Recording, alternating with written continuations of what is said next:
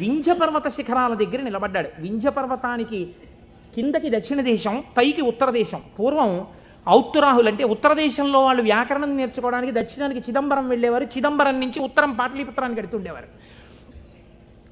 అవంతి వెళ్ళడం కూడా ఉండేది ఉజ్జయిని. కాబట్టి ఆయన అక్కడ కూర్చుని పెద్ద రావి చెట్టు ఎక్కి కూర్చున్నాడు. బ్రహ్మరాక్షసుడు కదా, బాగా వ్యాకరణం వచ్చింది. అందుకని ఇటుగా వస్తున్న వాళ్ళని ఆపేవాడు. ఆ రోజుల్లో వ్యాకరణం నేర్చుకోవాలి అంటే, ఆ రోజుల్లో ఏంటి యథార్థం అంతే, వ్యాకరణం నేర్చుకోవాలి అన్నా, వేదం నేర్చుకోవాలి అన్నా ఉపనయనం చేసుకోవాలి. ఉపనయనం చేసుకుని గాయత్రీమాత యొక్క అనుగ్రహాన్ని పొందితే తప్ప వేదం చదవడానికి కానీ వ్యాకరణం చదువుకోవడానికి కానీ అర్హత ఇచ్చేవారు కాదు. కాబట్టి ఇప్పుడు ఈయన ఉపనయనం అయిపోయినటువంటి బ్రహ్మచారులు ఎవరైనా వ్యాకరణం నేర్చుకోవడానికి ఎడుతుంటే వాళ్ళని ఆపుతుండేవాడు. ఆపుతూ వ్యాకరణ సంబంధమై పతంజలికి మాత్రమే తెలుసున్న ఒక గంభీరమైన లోతైన ప్రశ్న అడుగుతుండేవాడు. పచ్చనేటటువంటి ధాతువు మీద త అనబడేటటువంటి నిష్ఠాప్రత్యయం కలిస్తే పచధాతువునకు నిష్ఠలో రూపం ఏ రకంగా వస్తుంది అని అడిగేవాడు. సాధారణంగా వ్యాకరణంలో దీన్ని తెలియని వాళ్ళు ఏమంటారంటేట పక్వం అంటారట. వెంటనే పక్వం అనగానే ఆయన అనేవాడు, బాగా పక్వం అయ్యావురా ఈ జవాబు చెప్పని నోట్లో పడేసుకునేవాడు. పక్వం అంటే బాగా రుచిగా వండబడ్డాడు అని. ఇప్పుడు నువ్వు పక్వం అయ్యావు అని తినేసి మళ్ళీ చెట్టెక్కి కూర్చునేవాడు. ఇలా చాలామంది బ్రహ్మచారుల్ని తినేసాడు. తినేసి కూర్చుంటే గగ్గోలు పెట్టడం మొదలెట్టారు. ఈ బ్రహ్మచారి ఎవడో అక్కడ కూర్చున్నాడు, బ్రహ్మరాక్షసుడు, వాడు వ్యాకరణ సూత్రం అడిగి తినేస్తున్నాడు. పతంజలి మహర్షి చూశారు. అయ్యయ్యో, వీడికి నేను యోగ్యుడైన వాడికి చెప్పరా అంటే వీడి ఈ ప్రశ్న అడిగి తినేస్తున్నాడు. వీడికి నేనే వెళ్ళి శిష్యుడుగా మళ్ళీ వీడి దగ్గర నేర్చుకుని వీడిని ఉద్ధరించాలి అని చంద్రశర్మ అన్న పేరుతో బ్రాహ్మణుడయ్యి ఆయన వచ్చారు. ఆయన వస్తూ ఉంటే ఈయన ఆపాడు. ఆపి మళ్ళీ ఈ ప్రశ్న అడిగాడు. అడిగితే ఆయన అన్నారు, అది వ్యాకరణం అంతా రా అన్నాడు. కానీ ఉపాధి బ్రహ్మరాక్షస ఉపాధిలో ఉన్నాడు కాబట్టి ఆయన ఎక్కడ నేర్పుతానన్నాడు? స్కూల్లోనూ అక్కడ నేర్పను, రావి చెట్టు మీద కూర్చుని నేర్పుతాను రా. ఎందుకంటే శివాలయంలో నేర్పాలి వ్యాకరణం. పూర్వం వ్యాకరణ మంటపాలని శివాలయాల్లో ఉండేవి, అక్కడే నేర్పాలి. కాబట్టి నీకు నేను రావి చెట్టు మీద నేర్పుతాను. రావి చెట్టు మీద కూడా ఎక్కడ? చిటారి కొమ్మ మీద కూర్చుని నేర్పుతాను. అక్కడ కూర్చో, ఎక్కడ పడిపోతానో అని కునుకు రాకుండా బాగా వింటావు. చెప్పేవాడు బ్రహ్మరాక్షసుడు, చెప్పేది చిటారి కొమ్మ మీద రావి చెట్టు మీద. టైం ఇవ్వను, ఉత్తర క్షణం అడ్మిషన్ ఇచ్చేసాను నీకు, రా ఎక్కేద్దాం చెట్టు. అమ్మ బాబో ఇదో అఘాయిత్యం కింద ఉందని పాపం ఈ చంద్రశర్మ ఆయనతో పాటు చెట్టెక్కి చెట్టు చివారి కొమ్మ మీద కూర్చున్నాడు. ఈయన మహాభాష్యం చెప్పేస్తున్నాడు. ఇప్పుడు ఈ మహాభాష్యం రాసుకోవాలి. ఎక్కడ రాస్తాడు? రాయడానికి ఓ గంటమో ఓ తాటాకో తెచ్చుకోవడానికి టైం లేదు. అందుకని ఆయన రావాకులు తుంపి ఒక పుల్ల ముక్క ఒకటి తీసి తొడ చీరుకున్నాడు. చీరుకుని అందులోంచి వస్తున్న నెత్తుటిలో పుల్ల ముంచి ఒక్కొక్క రావాకు మీద భాష్యం రాసుకున్నాడు. 9 రాత్రులు 9 పగళ్ళు పతంజలి మహాభాష్యాన్ని చంద్రశర్మకి చెప్పాడు. చెప్పగానే ఆయనకి శాప విమోచనం అయిపోయింది. శాప విమోచనం అయిపోయిన తర్వాత ఇప్పుడు నాకు బ్రహ్మరాక్షసుడిగా ఇంతకాలం బతికాక పూర్ణ వైరాగ్యం వచ్చేసింది. కాబట్టి ఇంక నేను ఒక గురువు యొక్క పాదములను ఆశ్రయించి సన్యాస దీక్ష తీసుకుని నా జీవితాన్ని తరింప చేసుకుంటానని శుకబ్రహ్మ యొక్క పాదములు పట్టుకుని గౌడపాదాచార్యుల వారైన వారు వారే. మనం శంకరాచార్యుల వారి గురు పరంపరలో గౌడపాదాచార్యుల వారిని చెప్తాం. ఎవరో తెలుసా అండి ఆ గౌడపాదాచార్యుల వారు? ఈ బ్రహ్మరాక్షసుడే గౌడపాదులు అయ్యారు. గౌడపాదులై శుకబ్రహ్మ యొక్క పాదములు పట్టుకుని సన్యాస దీక్ష తీసుకుని గౌడపాదాచార్య పేరుతో ఉన్నారు ఆయన. ఈ చంద్రశర్మ ఈ రావాకుల మీద రాసుకున్న మహాభాష్యం అంతా ఓ బట్టలో మూట కట్టాడు. మూట కట్టుకుని వెళ్ళిపోతున్నాడు ఆయన. వెళ్ళిపోతుంటే పాపం 9 రాత్రులు 9 పగళ్ళు నిద్ర లేదు. అడవిలో ఒక చోట మూట తల కింద పెట్టుకుని నిద్రపోతున్నాడు. ఎక్కడి నుంచో మేక వచ్చింది. ఇవేవో రావాకులు బాగానే ఉన్నాయని ఆ మూటలో మూతెట్టి లాగేసి కొన్ని ఆకులు తినేసి, ఇప్పుడు ఆ వ్యాకరణంలో ఉన్న మహాభాష్యంలో పోయిన ఆకుల్ని ఏమని పిలుస్తారో తెలుసా అండి? అజభక్షిత భాష్యము అని పిలుస్తారు. మేక చేత తినబడిన భాష్యం అని పేరు దానికి. అది మేక తినేసి మిగిలిన మూట కట్టుకుని అడవిలో పడుకుంటే ఇబ్బందిగా ఉందని ఆయన ఒక ఊరిలోకి వచ్చి ఒక వైశ్యుడి ఇంటి అరుగు మీద పడుకుని నిద్రపోయారు. 9 రాత్రులు 9 పగళ్ళు అన్నం లేదు, నిద్ర లేదు. శరీరం శోషించిపోయింది, నిద్ర లేదు. ఇంకా ఎంత గాఢ నిద్ర పట్టేసిందంటే ఆకలి కూడా చూసుకోకుండా నిద్రపోతున్నారు. ఆ వైశ్యుడికి ఒక కన్యారత్నం ఉంది. ఆ అమ్మాయి చూసి ఈయన నిద్దట్లోనే మరణిస్తాడేమో అని బెంగ పెట్టుకుని ఒక గొప్ప వైద్య చికిత్స చేసింది. ఇప్పుడు మనం ఆ సిలైన్లు అవి ఎక్కించాలంటే శరీరానికి సూదితో పొడిచి ఎక్కిస్తాం. మన ఆయుర్వేద శాస్త్రం అలా ఒప్పుకోలేదు. ఎందుకంటే పతంజలి మూడింటికి వ్యాఖ్యానం ఇచ్చారు. మనస్సు, వాక్కు, కాయము. మనస్సు కోసమని యోగ సూత్రాలు ఇచ్చారు ఆయన, వాక్కు కోసం వ్యాకరణం ఇచ్చారు. అలాగే మనస్సు, వాక్కు, కాయము, శరీరం ఆరోగ్యంగా ఉండడానికి చరకుడి యొక్క ఆయుర్వేద సూత్రాలకి భాష్యం చేశారు ఆయన. మూడింటికి భాష్యం ఇచ్చారు. ఆ పిల్ల వైద్యశాస్త్రంలో దిట్ట. ఈ అమ్మాయి ఏం చేసిందంటే పెరుగన్నం బాగా మెత్తగా కలిపేసి ఈ పెరుగన్నాన్ని తీసుకొచ్చి ఒంటి నిండా పూసేసింది ఈ బ్రాహ్మణ పిల్లవాడికి, ఈ చంద్రశర్మకి. పెరుగన్నం తొందరగా రోమరంధ్రాల్లోంచి లోపలికి వెళ్ళిపోతుంది. అది లోపలికి వెళ్ళిపోయి ఈ పిల్లవాడికి బలం వచ్చింది. బలం వచ్చి 9 రోజుల భోజనం లేని స్థితి నుంచి శక్తిని పొందాడు. శక్తిని పొంది తెలివచ్చి అమ్మయ్యా బడలికా పోయింది, సత్తువా వచ్చిందని ఆ మూట చూసుకున్నాడు. మూట ఉంది, మూట పట్టుకుని వెళ్ళిపోతున్నాడు. వెళ్ళిపోతుంటే వైశ్యుడు ఎదురొచ్చాడు. ఏమయ్యా, నిన్ను మా అమ్మాయి ఎందుకు బ్రతికించుకుందో తెలుసా? నీ చూడచక్కని రూపాన్ని చూసి బ్రతికించుకుంది. నువ్వు మా అమ్మాయిని పెళ్లి చేసుకోవాలన్నాడు. ఇదేమిటయా, నాకు వైరాగ్యం వచ్చింది, నేనేదో సన్యాసం తీసుకుందామని వెళ్ళిపోతున్నాను, నువ్వు మీ అమ్మాయిని పెళ్లి చేసుకోమంటావేంటి? నేను చేసుకోనన్నారు ఆయన. వెళ్ళిపోతుంటే ఇలా కాదు, నువ్వు ఇంత ఉపకారం పొంది నా కూతురు మనస్సు భగ్నం చేసి వెళ్ళిపోతున్నావు కాబట్టి మనం రాజు దగ్గరికి వెడదాం తీర్పుకి, పదన్నారు. సరే పద అయితే అన్నారు. చంద్రశర్మ, వైశ్యుడు ఇద్దరు రాజుగారి అంతఃపురంలోకి వెళ్ళారు. రాజుగారు అంత దూరం నుంచి పిల్లాడిని చూశారు. చూసి ఎందుకు వస్తున్నాడో తర్వాత అడుగుదాం కానీ, ఎంత బాగున్నాడో ఈ పిల్లాడిని దగ్గరికి రాగానే, నాకు ఒక్కతే కూతురయ్యా, నీకు ఇచ్చి పెళ్లి చేసి సింహాసనం మీద కూర్చోపెడదాం అనుకుంటున్నాను, నువ్వు మా అమ్మాయిని పెళ్లి చేసుకోవాలన్నారు. రాజాజ్ఞ, కాదంటే కుత్తుకు తీసేస్తాడు. అయ్య బాబోయ్, ఒక పిల్లే వద్దనుకుంటే 2 పిల్లలు చుట్టుకున్నారేమిటండి నాకు అని ఈయన చెప్పేలోగానే మంత్రిని పిలిపించి, ఈ పిల్లాడు ఎలా ఉన్నాడు అల్లుండి చేసుకుందాం అనుకుంటున్నాను అన్నారు. ఆహాహా, ఏమి తేజోమూర్తి అండి ఇలాంటి వాడు. ఉత్తరోత్తర సింహాసనం మీద కూర్చుంటే మన రాజ్యానికి ఇంకా ఎదురుండదు, తప్పకుండా పిల్లనిచ్చేయండి అన్నారు. 2 పిల్లల్ని ఇచ్చి పెళ్లి చేసేస్తామన్నారు. అసలు నా గోడు వినేవాళ్ళు లేడు మహాప్రభో, నేను వైరాగ్యం ఉందిరా నాకు పిల్లలొద్దు పెళ్ళొద్దంటే 2 తయారయ్యారు ఏమిటి? నాకు పైగా రాజభోగం కూడా వచ్చింది.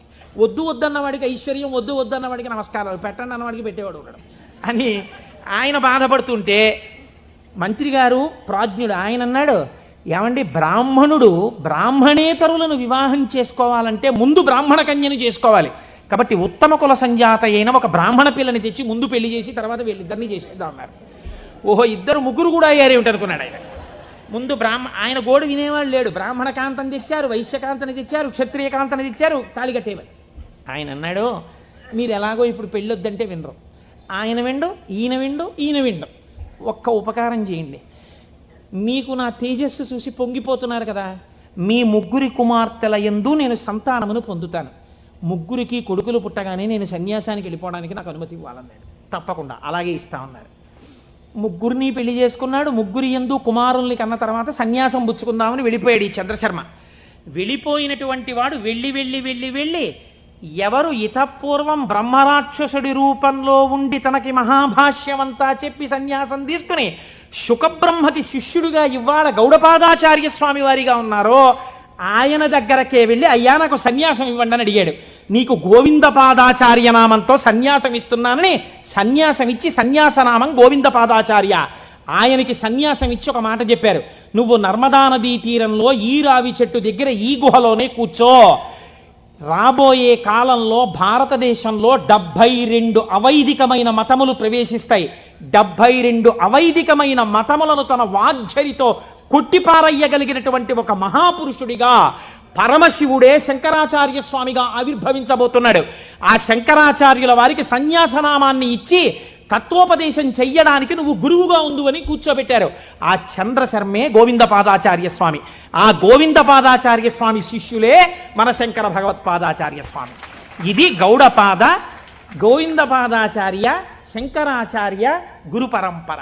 శివమహాపురాణ ప్రారంభం చేస్తూ ఇలాంటి పరంపరని ఒక్కసారి ఉత్తరాయణంలో అసుర సంధ్య వేళలో వింటే చాలు ఎంత పొంగిపోతాడో శంకరుడు. కనుక ఇప్పుడు ఆయన కాలడిలో జన్మించాడు మహానుభావుడు. ఆ శంకరాచార్య స్వామి వారి జన్మ రహస్యాన్ని గురించి ఎప్పుడైనా మనం త్రిపుర సుందరి అమ్మవారి ఊళ్ళో మళ్ళీ శంకరాచార్య స్వామి వారికి వైశాఖ శుక్ల పంచమి నాడు చేస్తాం కదా ఉత్సవం, అప్పుడు చెప్తాను దాని గురించినటువంటి విశేషాలు. ఇప్పుడు చెప్తే కుదరదు మహాప్రభో. ఆయన భారతదేశపు నలుచెరగుల పాదచారి అయి 3 మాటలు తిరిగారు. 72 అవైదికమైనటువంటి మతములను శృతి ప్రమాణమైన తన వాగ్జరితో కొట్టిపారేశారు, చిమ్మేశారు. ఆయన తర్వాత మళ్ళీ రాలేదు ఇంకా 72 మతాలు. అంత గొప్పవారు శంకరాచార్యుల వారంటే. అందుకే చంద్రశేఖర పరమాచార్య స్వామి వారికి శంకరులు గురువు కాదు, ప్రాణం. అందుకే అపర శంకరాచార్యులు వారు అయ్యారు చంద్రశేఖర పరమాచార్య స్వామి. అటువంటి మహాపురుషుడై దిగ్విజయ యాత్ర చేసి శృతి ప్రమాణమైన అద్వైత సిద్ధాంతాన్ని ఆవిష్కరించి మనందరినీ ఉద్ధరించినటువంటి వారిగా శంకరులు వచ్చారు. మీరు చూడండి, ఇప్పుడు మనం శివనామము మళ్ళీ మొదటికి వెళ్ళండి. ఎక్కడికి వెళ్ళాలి?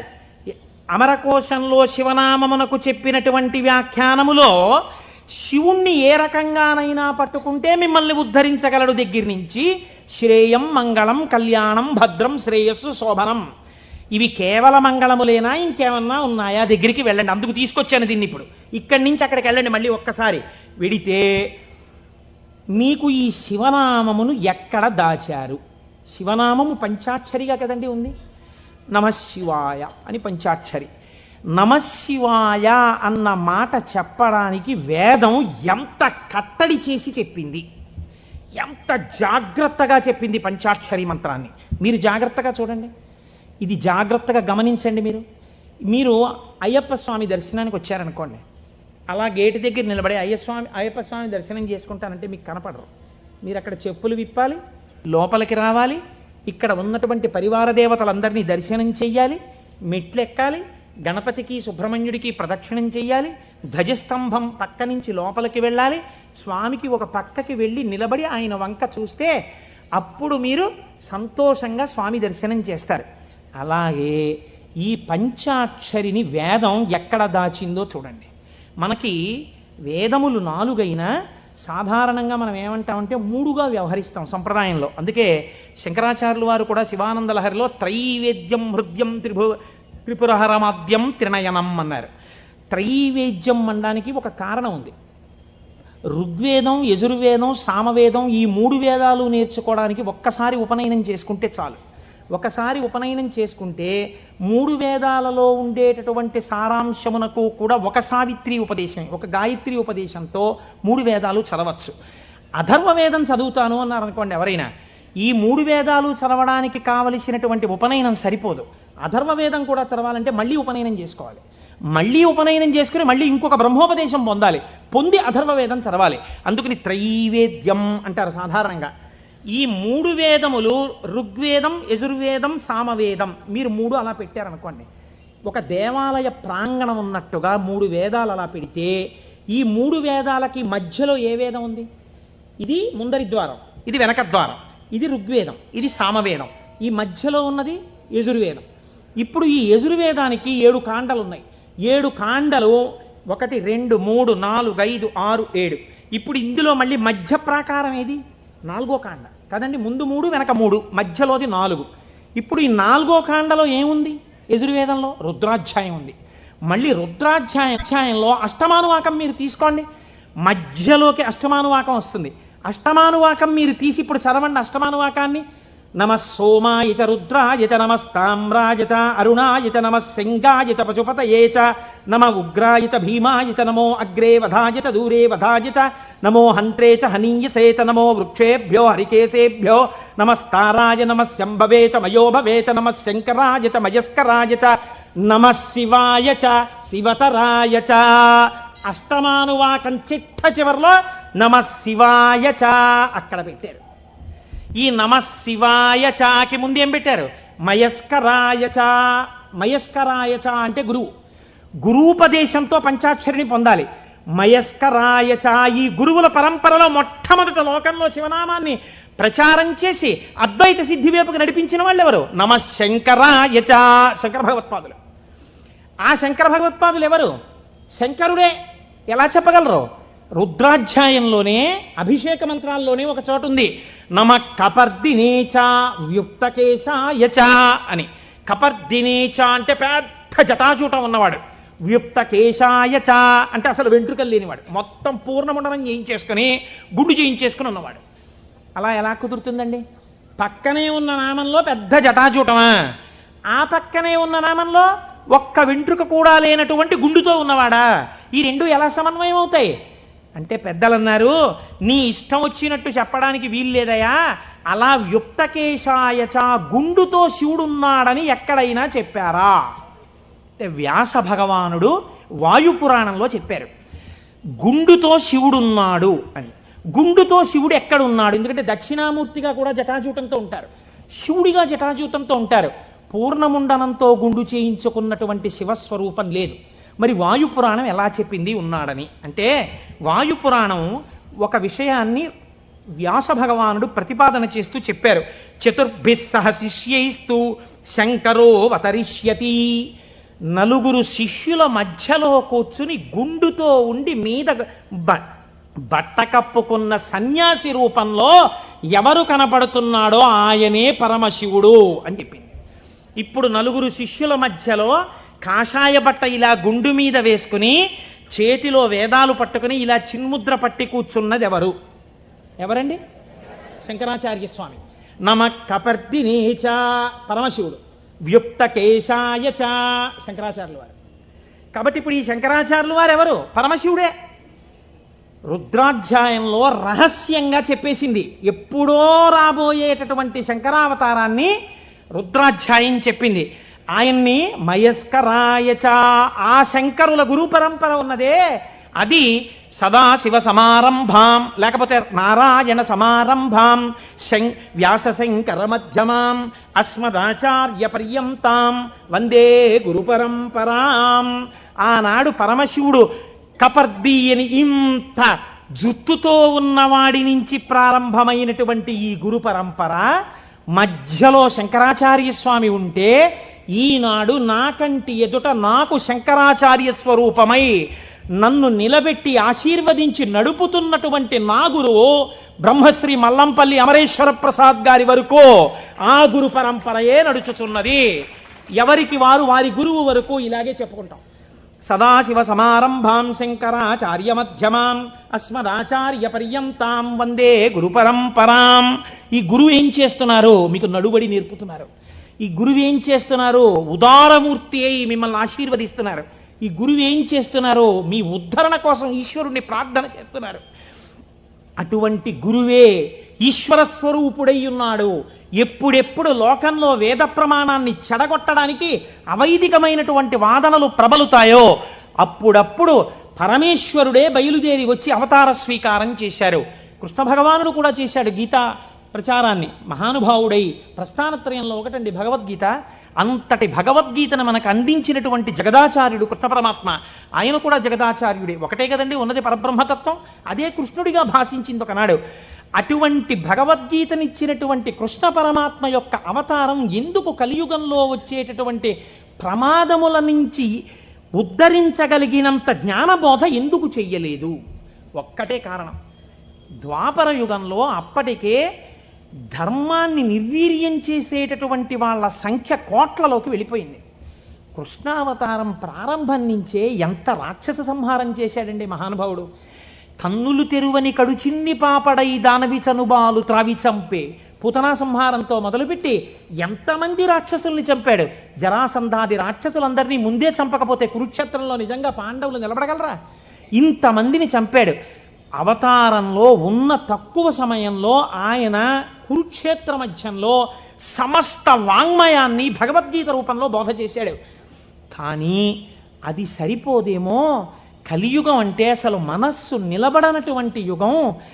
మరి మనస్సు నిలబడదు, కలిపురుషుడి యొక్క ప్రకోపాలు చాలా ఎక్కువగా ఉంటాయి అన్నప్పుడు ఇంకా ఈ గురువులు ఎందుకు, ఈ బోధలు ఎందుకని మీరు నన్ను అడగచ్చు. దానికి ఒక్కటే జవాబు పరమాచార్య స్వామి వారు చెప్పినటువంటివి. నేను ఉపన్యాసాల్లో చెప్పే చాలా భాగాలు పరమాచార్య స్వామి వారివి. కాబట్టి ఆయన అంటారు, మీరు చూడండి దొంగలు పడుతున్నారు, కాకినాడకి దొంగల ముఠాలు వచ్చాయి, దొంగలు కొట్టేస్తున్నారు, ఇళ్ళు దొంగలు కొట్టేస్తున్నారు అన్నారు అనుకోండి. ఎంత జాగ్రత్తగా ఉన్నా దొంగలు కొట్టేస్తున్నారండి అని తాళం తీసేసి తలుపులు తెరిచి వస్తామా? ఏదో ఒక కట్టడి చేస్తాం. చేసి అమ్మ ఏదో ఒకటి సాయంకాలం కాసేపు వాడు ఏదో చెప్పాడో చెప్పలేదో కానీ శివనామస్మరణ చేయిస్తున్నాడమ్మా, అక్కడికి వెళ్ళొస్తాం, అందుకని కాస్త మా గుమ్మని చూస్తుందరు, తల్లి మీరేదో ఇక్కడే కుర్చీ వేసి కూర్చోండి, లేకపోతే మీ అబ్బాయిని మా ఇంట్లో చూస్తుండమనండి, టీవీ కాసేపు కరెంటు పోయినా పర్వాలేదు మహాప్రభు మాకు మీ వాడిని కూర్చోమనండి అంటాం. కట్టడి చేస్తున్నారా చేయట్లేదా ఏదో రకంగా? కలిపురుషుడు ఎంత ప్రకోపంతో ఉండడానికి ప్రయత్నించినా మీరు ఈశ్వరుడి పాదాలు గట్టిగా పట్టుకోవడానికి ప్రయత్నించాలి కదా. దానికి ప్రస్థానత్రయ భాష్యంతో మొదలుపెట్టి ఈశ్వరుణ్ణి స్తోత్రం చెయ్యడం వరకు, ఆకాశం నుంచి పాతాళం వరకు సమస్త వాంగ్మయాన్ని జ్ఞానబోధ తప్ప ఇంకొక ప్రయత్నం కాని పని కాని పెట్టుకోకుండా 32 జీవితంలో షణ్మత స్థాపనాచార్యులై శృతి ప్రమాణాన్ని నిలబెట్టి అందరి దేవతల మీద స్తోత్రాలు చెప్పి శివానందలహరి, సౌందర్యలహరి, బ్రహ్మసూత్ర భాష్యం ఎన్ని చేశారండి మహానుభావుడు శంకరాచార్యులు వారు. మరి పేరు చెప్తే చాలు పాపాల పటాల పంచలైపోతాయి. శృతి స్మృతి పురాణానాం ఆలయం కరుణాలయం నమామి భగవత్పాద శంకరం లోకశంకరం. అటువంటి శంకర భగవత్పాదులై ఈ భూమి మీద నడయాడి మనకి జ్ఞానబోధ చేశారు. ఇప్పుడు చెప్పండి, శుభం, కళ్యాణం, శ్రేయం, భద్రం, శోభనం ఇవన్నీ ఎందులోకి వెళ్ళిపోతాయి? జ్ఞానంలోకి వెళ్ళిపోతాయి.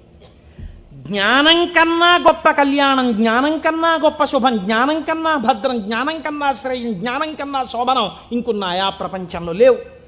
అటువంటి జ్ఞానమును మీకు అందించడానికి పరమేశ్వరుడే శంకరుడిగా ఈ భూమండలము మీద నడయాడినాడు కాదు. ఇప్పుడు కూడా శంకరుడు కరచరణాదులతో తిరుగుతున్నాడు. నాకు అలాగే తిరుగుతున్నాడు. నా కంటికి నేను ఆరాధించేటటువంటి పరమేశ్వరుడే కరచరణాదులతో తిరుగుతున్నాడు. నేను పట్టుకోవడానికి తన పాదములను అనుగ్రహిస్తున్నాడు. తన చేతిని నా మూర్ధన్య స్థానమునందుంచి ఆశీర్వచనం చేస్తున్నాడు. నాకు అనుమానం వస్తే రాత్రనక పగలనక నేను వెళ్ళి పరిగెత్తికెళ్ళి కూర్చుని, గురువుగారు దీనికి ఎలా చెప్పాలండి అంటే, నాన్న నీకు ఫోన్ చేసి చెప్తాను, ఇప్పుడు టైం లేదని ఫోన్ చేసి, నాన్న నువ్వు అడిగిన శ్లోకానికి ఇది వ్యాఖ్యానం అని ఫోన్ చేసి చెప్పగలిగినటువంటి ఉదారుడై ఆ పరమశివుడు, ఆ శంకరుడు నాకు మల్లంపల్లి అమరేశ్వర ప్రసాద్గా నడయాడుతున్నారు. మీకు మీ గురువుగా నడయాడుతున్నారు. తిరుగుతున్నారా? తిరగట్లేదా? పరంపరగా నడయాడుచున్నారు. ఇది శివం, ఇది మంగళం, ఇది భద్రం, ఇది శ్రేయం, ఇది శోభనం. కాబట్టి మనం ఎవరికి నమస్కరిస్తాం? గురుర్ బ్రహ్మ, గురుర్ విష్ణు, గురుర్దేవో మహేశ్వర, గురు సాక్షాత్ పరబ్రహ్మ, తస్మై శ్రీ గురవే నమః. అటువంటి గురువు ఇప్పటికీ మీకు శుభములిచ్చేవాడై, శోభనములనిచ్చేవాడై, మంగళప్రదుడై ఉన్నాడు.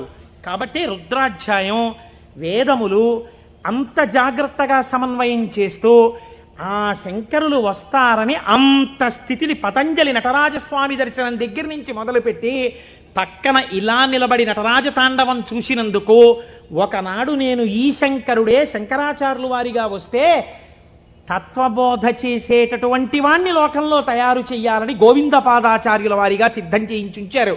కాబట్టి మన ఆర్ష జాతి, మన సనాతన ధర్మము, మన పురాణములు ఎంత గొప్పవో, ఆ శివ అన్న మాట ఎంత గొప్పదో, ఆ శివం అన్న మాట ఎంత భద్రమో, ఎంత శ్రేయస్కరమో, దాని గురించి వింటే, దాని గురించి తలుచుకుంటే ఎంత పరవశమో. పవి పుష్పంబగు అగ్ని మంచగు నాకూపారం భూమిస్థలంబగు శత్రుండతిమిత్రుడవు విషము దివ్యాహారమౌ నెన్నగా అవనీమండలి లోపలం శివ శివేచ్ఛాభాషణోల్లాసకిన్ శివా నీ నామము సర్వవశ్యకరమౌ శ్రీకాళహస్తీశ్వర. శివ నీ నామం ఎప్పుడక్కర్లేదు, ఎప్పుడూ శివ శివేచ్ఛాభాషణోల్లాసకిన్ శివ నీ నామము సర్వవశ్యకరమౌ, ఎప్పుడూ నీ నామం అవసరమే అంటారు దూర్జటి కాళహస్తీశ్వర శతకంలో. అటువంటి శివనామం గురించి, ఆ శివనామము గురువై ఎలా నడుస్తున్నారో గురించి, ఆ శివనామము ఎటువంటి మంగళప్రదుడో గురించి, ఎంతగా భక్తులను ఆదుకునే స్వరూపమున్నవాడో గురించి ఇవాళ మొట్టమొదటి రోజున ఆవిష్కరించే ప్రయత్నం చేశాం. రేపటి రోజు నుంచి ఇలాగే మనం చక్కగా ప్రదోష వేళలో కలుసుకుని 6:30 అయ్యేటప్పటికి శివనామం చెప్పడం ప్రారంభం చేస్తే కాకినాడ పట్టణం ఆధ్యాత్మికతలో మరింత పైకెక్కుతుంది. నాదొక్కటే కోరిక. ఆనాడు మనం తరిగొండ వెంగమాంబ గారి గురించి ఉత్తరాలు రాశాం. నేను ఏడాది నుంచి చూస్తున్నాను వెంకటాచలంలో స్వామి పుష్కరిణి దగ్గర శంకరాచార్య స్వామి వారు 4 శిష్యులతో కలిసి ఉన్నారు. ఇవాళ ఎంత దౌర్భాగ్య స్థితితో తెలుసా అండి? ఎంతమంది ఆఫీసర్లు ఉన్నారో టీటీడీలో, ఎంతమంది బోర్డు మెంబర్స్ ఉన్నారో, ఎంతమంది ఆయన పేరు చెప్పుకుని బతుకుతున్నారో, ఎంతమంది దేవస్థానం డబ్బు తిని జీవితాలు గడుపుకుంటున్నారో. శంకరాచార్య స్వామి వారి పాదుకలకి ఉన్నటువంటి ఒక బొడిపె ఊడిపోయి ఏడాదైంది. ఆ బొడిపె కనీసం సరిదిద్దుతామన్న ఇంగితం ఇప్పటికి లేదు తిరుమల తిరుపతి దేవస్థానానికి. నాకు